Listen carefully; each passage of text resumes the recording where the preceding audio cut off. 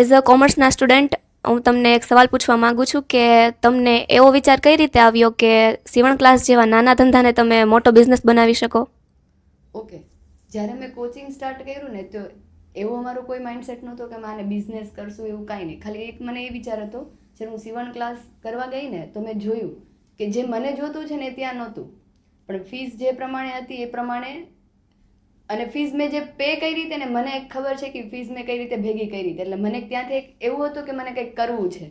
પછી મને એવું થયું કે અહીંયા મને નથી મળતું તો કોલેજમાં કંઈક મળશે, તો કોલેજમાં મેં 1.5 લાખ રૂપિયા ફી ભરી અને ત્યાંય શીખવા ગયા. તો ત્યાંય સેમ પ્રોબ્લેમ કે ભાઈ જીસીમાં કોઈ ધ્યાન નથી આપતું, બાકી બધા સબ્જેક્ટ ઉપર બધા ધ્યાન આપે. તો ત્યાંથી એક માઇન્ડમાં ફિક્સ થયું કે કોચિંગ સ્ટાર્ટ કરવું છે. કેમ, કઈ રીતે, એવો કોઈ આઈડિયા નહોતો, કેમ કે મારું ફેમિલી બેકગ્રાઉન્ડ એવું જ હતું. સમજો કે પપ્પાની સેલેરી ત્યારે 15,000 20,000 હતી, કે ઘરનું મહિનાનું માંડ ચાલે. હવે મેં એટલી ફી માંગી લીધી તો પહેલાં તો એ જ ના પાડી દીધી હતી કે નહીં, જે કંઈ નથી કરવું. તો મેં એવું કીધું હતું કે નહીં, હું પૈસા મારી જાતે ફી ના ભરી લઈશ, તમે મને ખાલી કરવા દો. હું તમને એટલા માટે સમજાવું છું કે એ આન્સર એમાં જ તમને મળી જશે.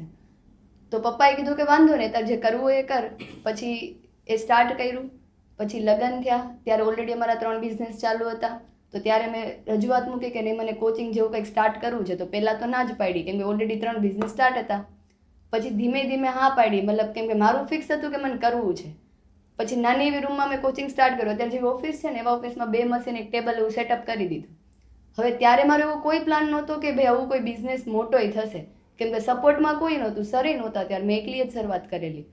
પણ મારો એક એ ફિક્સ હતું કે હું જેટલું કરાવું ને એટલું પ્રોપર કરાવીશ, કેમ કે મેં 2 જગ્યાએ જે જોયું એ મને સ્ટુડન્ટને નહોતું આપવું. જેમ કે સ્ટુડન્ટનો ટાઈમ ન બગડવો જોઈએ, એ આવે છે તો એને પ્રોપર એ જે શીખવાવે છે ને, જો મને આવડે છે તો હા પાડીશ, નથી આવડતી તો ના પાડીશ.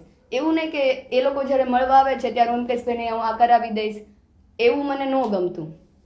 તો જે સ્ટુડન્ટ આવ્યા ને, પહેલાં 2 આવ્યા, 4 આવ્યા, તો મેં નહોતું વિચાર્યું કે 3 મહિનામાં મારે જગ્યા મોટી રાખવી પડશે. તો પછી જગ્યા પાછી મોટી રાખી. હજી 2 મહિના કમ્પ્લીટ નહોતા થયા તો હજી જગ્યા ઘટતી હતી, કેમ કે સ્ટુડન્ટ એટલા વધારે આવતા હતા કે મેં કોઈ પ્લાન જ નહોતો. પછી મેં સરને વાત કરી કે તમે ખાલી એક વખત મને થોડીક હેલ્પ કરો, કેમ કે જો હવે મારાથી મેનેજ નથી થતું, કેમ કે એટલા બધા સ્ટુડન્ટ છે, ટાઈમિંગ નથી સેટ થતો. તો પછી એને આ બિઝનેસમાં એ જોઈન્ટ થયા અને એને બધું મને મેનેજમેન્ટ કરી દીધું કે જો આપણે આવી રીતે બેચ સેટ કરી શકીએ. પછી મેનેજમેન્ટનો જેટલો પાર્ટ હતો ને એ સરે જોયો, અને મેં ખાલી ને ખાલી ફોકસ આપ્યું છે સ્ટુડન્ટ ઉપર, કે ભાઈ હું મારા સબ્જેક્ટને ઇન ડિટેલ જાઉં અને સ્ટુડન્ટને કોઈ પ્રોબ્લેમ ન આવવો જોઈએ. મતલબ એ લોકોનું ડ્રાફ્ટિંગ કરે છે તો એકવાર મને ફિટિંગ આવવું જોઈએ. તો અત્યારે કંપનીમાં લોકો આવે છે, જાય છે, કોણ, એ મને કાંઈ ન ખબર હોય, કેમ કે મેનેજમેન્ટવાળો પાર્ટ તો સર જ સંભાળે છે. એટલે મારું એક જ જગ્યા ઉપર ફોકસ છે. તો ધીમે ધીમે આ બિઝનેસ આટલો મોટો થઈ ગયો. મતલબ પહેલાં આવો કોઈ પ્લાન નહોતો. તમારા માર્કેટિંગ વિશે થોડી સમજ આપો. ઓકે, જો અમે છે ને માર્કેટિંગમાં નથી માનતા.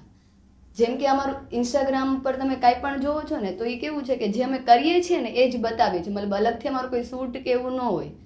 જેમ કે અત્યારે છે ને પબ્લિકને સમજ પડે છે, પહેલાં જેવા લોકો નથી કે ભાઈ જોવે તો એને એવું ન સમજાય કે આ ખોટું છે કે સાચું.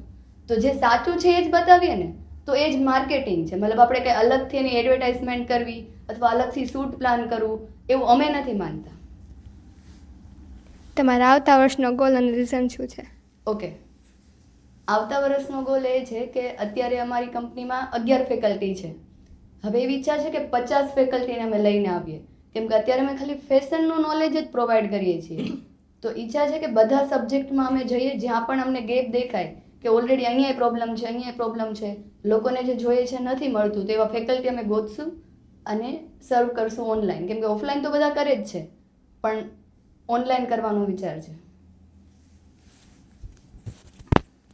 તમારા બિઝનેસ રાજા રાણી નામ પાછળની સ્ટોરી શું છે? ઓકે, બહુ સરસ છે.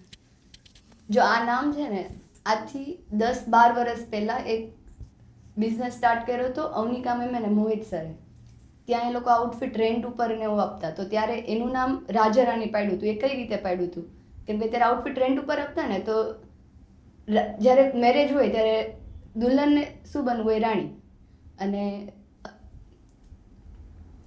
જે પહેલાંને શું બનવું હોય, રાજા, મતલબ રાજા રાણી થઈ ગયું. તો ત્યાંથી અમે નામ રાખ્યું રાજા રાણી. અને જ્યારે અમે કોચિંગની શરૂઆત કરીને ત્યારે ઓલરેડી બિઝનેસને 5 વર્ષ થઈ ગયા હતા. તો અમે ત્યારે કોઈ નામ વિચાર્યું નહીં, કેમ કે ઓલરેડી એક નામ અમારું હતું જ, તો એ જ નામથી અમે કન્ટિન્યુ કર્યું. તો કોચિંગ માટે અમે કોઈ નામને સર્ચ નથી કર્યું, એને જ કન્ટિન્યુ લઈ લીધું હતું, રાજારાણી કોચિંગ અને રાજારાણી કુટુર. તમારો ટાઈમ અમને આપવા માટે થેન્ક યુ સો મચ. અને જો અમારા જેવા કોમર્સના સ્ટુડન્ટ બિઝનેસમાં આગળ વધવા માગે તો તમે મોટિવેટ કરવા માટે એકાદ વાક્ય કહી દો. ઓકે, તમે જે પણ કામ કરો ને એમાં 100% ધ્યાન આપીને કામ કરવાનું. જો આવું તમને લાગે ને તો જ કામ સ્ટાર્ટ કરવાનું, બાકી જે કરો છો ને એ જ કરવાનું. એક તો આ. બીજું, તમે જેવા અંદરથી છો ને એવું જ તમારે બહાર પ્રેઝન્ટ થવાનું, અને જેવા બહાર છો એવા જ અંદર. એટલે કેવું ખબર, અત્યારે દુનિયા એવી છે કે અંદર કંઈક અલગ ચાલતું હોય ને બહાર કંઈક અલગ. તો એ દેખાડામાં મતલબ જે આપણી અંદર ચાલતું હોય ને એ તો મરી જ જાય સાવ. મતલબ બહાર કંઈક અલગ હોય, તો તમે જે કરવા માંગો છો ને બહાર આવશે ને પ્રેક્ટિકલી. અને એવું સમજો કે તમારી લાઈફ સાવ ડિફરન્ટ થઈ જશે. જે આપણે ખોટું કરીએ છીએ ને પાછું યાદ તો રાખવું ને, કે મેં આને આ કીધું તો આને આ કર્યું તો આ. એની જગ્યાએ જો 2 લાઈફ સેમ હોય તો બહુ મજા આવે જીવવાની. Thank you so much. Thank you.